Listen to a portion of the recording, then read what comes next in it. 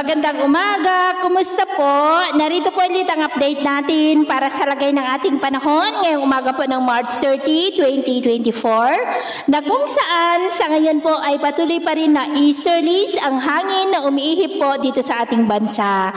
Ito po ay mainit na hangin na mula sa may Pacific Ocean na mayroon pong mga daladalang moisture na dahilan ng mga isolated rains na atin pong nararanasan ngayong panahon po ng tag-init, lalo na po yan sa dakong hapon, gabi at madaling araw. At ito naman po pinapakita ng forecast model natin pong ginagamit hanggang po sa susunod na 2 linggo. At sa lagay ng ating panahon, ngayong madaling araw ay maayos ang panahon sa malaking bahagi ng ating bansa pero may tsansa pa rin ng mga isolated rain sa ilang bahagi po ng Southern Palawan, Zamboanga, Sulu Archipelago at Bislig.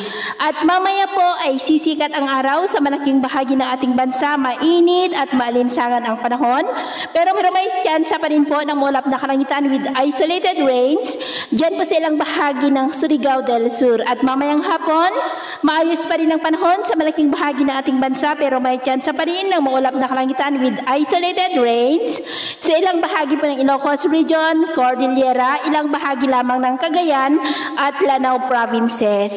Kaya kung lalabas po tayo sa ating mga tahanan ay ugaliin po natin lagi ang magdala ng payong panangga natin sa init ng araw at proteksyon na rin po sa mga biglaang buhos ng ulan at ugaliin po natin lagi ang magdala ng tubig para po makaiwas tayo sa dehydration na dulot po ng mainit na panahon. At sa atin naman pong mga baybayin, wala naman po tayong nakataas na namang gale warning signals pero iba yung pag-iingat lamang po kung papalaot tayo para po mas makaiwas sa mga sakunang karagatan. So, ito po ang latest update natin sa araw na ito.